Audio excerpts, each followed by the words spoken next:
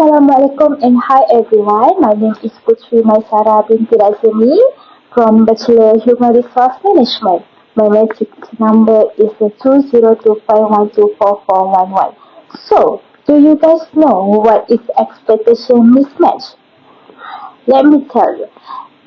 Expectation mismatch is occurs when the realities of a job is a daily task or working hours, company culture or compensation do not align with what a new employee anticipated before joining.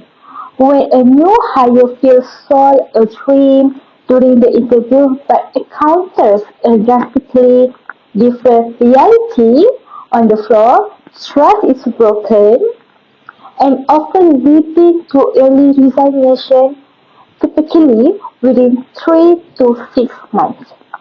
So, in Malaysia's highly demanding logistics and freight forwarding industry, expectation mismatch is a leading cause of early turnover. So, here is how this mismatch typically unfolds in this specific sector. So here we go to the 9 to 5 illusion versus the 24/7 reality. Many new hires enter the industry expecting standard corporate office hours. So, however, logistics is fundamental a 24/7 operation. So the reality is that a freight forwarders deal with international shipping lines, meaning they are constantly navigating global time zones, for example, communicating with partners in Europe or the US.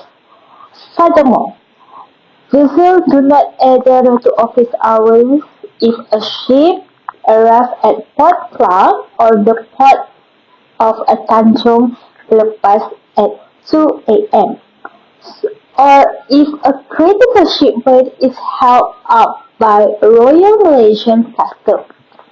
Employees are often expected to be on standby. The mismatch is that a new hires quickly experience burnout and severe work-life balance conflicts when they realize that leaving work at the office is virtually impossible. So, the translation from a university classroom or a structured corporate internship to the face-to-face floor of a Malaysia freight forwarding agency can feel like an absolute system shock. When a new hire enters logistics expecting standard corporate hours, the typical 9 a.m. to 5 p.m. or 6 p.m. routine, they quickly hit a wall called the 24/7 reality. This is not just about a company having a demanding boss, but it is an interest. It is, it is an inherent, incapable feature of a global trade. So the second point is a global time zone means you are never off the clock. Freight forwarding is essentially the process of moving goods across international borders.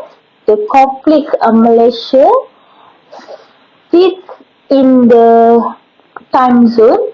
If an executive handles air or ocean freight connecting to Europe or North America, your core operating hours only partially overlap with those of your overseas partners. So, the reality when it is 5 p.m. in Kuala Lumpur or Penang and a fresh hire is getting ready to pack their bag, the business day is just getting started in Rotterdam, London or New York. If an urgent issue arises regarding an export shipment such as a missing custom data or a sudden space cancellation, on an aircraft, the local employee must resolve immediately.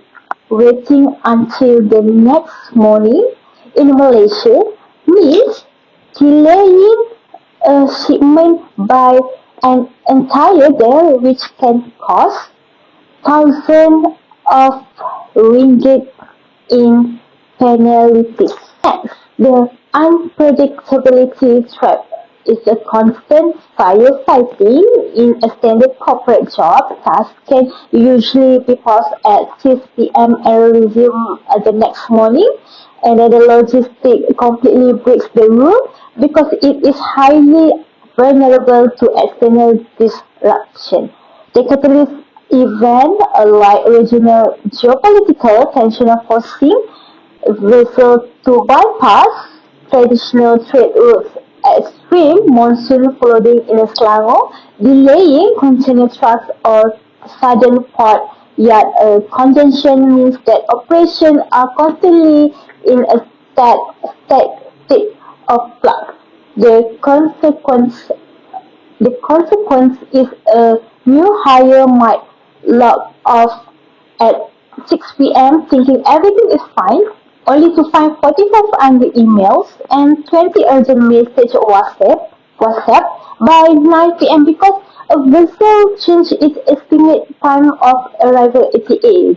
So the inability to disconnect creates a persistent state of mental alertness that many young professionals find exhausting. Why? Why this breaks the new hire contract? Because this mismatch is a primary driver behind why logistics ranks among the top three industries for employee turnover in Malaysia is contributing significantly to an intention to leave rate that hover around 54% for stress staff. So when recruiters omit these gritty details during the interview process of fresh hires enter the role assuming they will have free evenings and weekends to spend with family or friends. So when they realize that their personal life is constantly being interrupted by late night calls or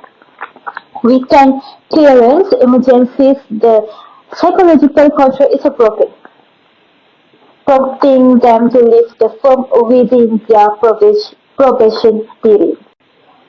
Surprisingly, labor market reports show that the logistics industry ranked in the highest turnover rate across all industries in Malaysia, so accounting for around 55% of employee turnover, placing it just behind the hospitality and professional service sectors. Malaysia has the highest rate in the Asia Pacific region of employees quitting due to toxic work environments. According to a survey in 2024, See Asia Instagram post citing the Rain State Worker Monitor, a 2025 report released on March 25th, 2025. 59% of employees in Malaysia have either left their jobs or are willing to do so due to toxic workplaces. So this is a figure is the highest rate recorded across the Asia Pacific region. So the survey was conducted between October 7 October and 6 November 2024 in collaboration with a global researcher from Evaluation involving 503 employees in Malaysia from 34 markets worldwide. So the statement said Randstad, the world's largest talent agency, found that a workplace culture plays as a significant role in determining whether employees choose to stay or leave their job. For the short-term effect, immediate operational shock, the short-term consequences are felt heavily on the ground by frontline team members and immediate supervisors. This is occur within a days or weeks of early resignation. The firefighting spike on and operational chores. Freight forwarding relies heavily on continuous human management. So when a new hire quits suddenly, their open files, active sea or air shipments.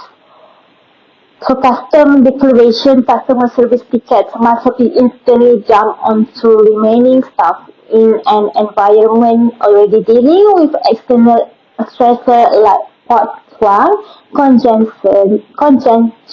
The sudden workload spike forces the team into emergency survival mode, increasing the likelihood of missed shipping deadlines or container getting delayed. So several times cause recruitment and onboarding again. The company's the company split direct cash, the cost of the job board posting, agency fees, and the human hours spent by HR and operation managers interviewing and onboarding the candidate are completely lost. Furthermore, senior workers lost their own productive time trying to guide the new hire only for that knowledge to walk out the door. Long-term effect strategy and structural erosion over months and years, a chronic pattern of early turnover due to mismatched expectation fundamentally alter how a logistic company operates and competes in the Malaysian market. So severe brain drain and lack of leadership pipeline when a company cannot retain entry-level talent past the 6 month mark, it fails to build a middle management pipeline. So years down to the road, the company faces a severe shortage of skilled, experienced operators who understand the intricacies of a local logistics. The organization that becomes top-heavy with aging management and bottom-heavy with a revolving door of a clueless, temporary staff.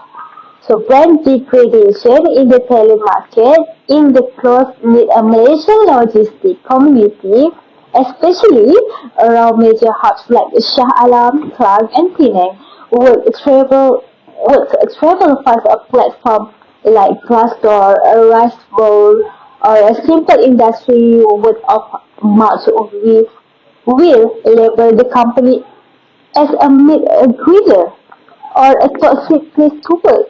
Over time, higher caliber graduates and seasoned professionals will completely avoid applying, leaving the company able to attract only lower tier or desperate candidates.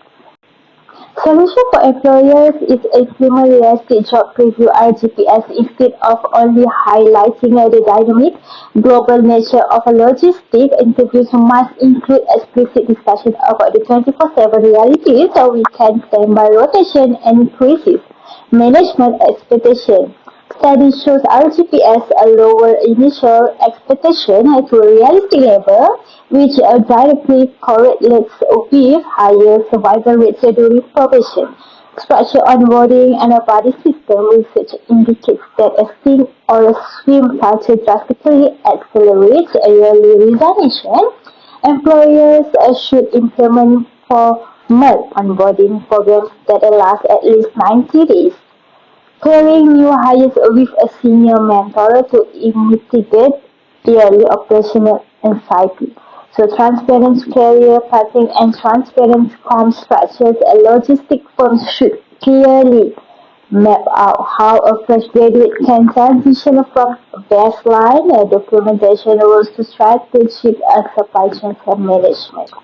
Trying to overcome expectation to clear predictable financial of career progression reward. So lastly, for solution job seeker, conduct a reverse interviewing. Job seekers should treat the interview as a two-way street. They must ask explicit questions regarding work-life balance, such as what does a typical operational crisis look like here, and how often are entry-level staff expected to handle after hours customs issue, Or what does your training process look like for the first 30 days? Leverage informational interviewing before accepting an offer. Candidates should utilize professional networks like LinkedIn to connect with alumni or peers currently working as a freight or forwarding executive in Malaysia. Asking for an honest assessment of a daily operation helps eliminate the university high tech of fantasy.